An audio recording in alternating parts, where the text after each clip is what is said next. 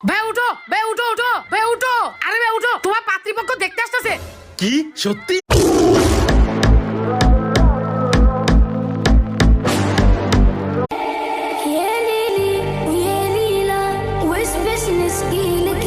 গেল কই? এই ঝিলিক, আমার টুপিটা কই? আরে কি হইছে? আম্মু আজকে আমি স্কুলে মোবাইল নিয়ে যাই কেন? আমার সব বন্ধুরা মোবাইল নিয়ে যেতেছে।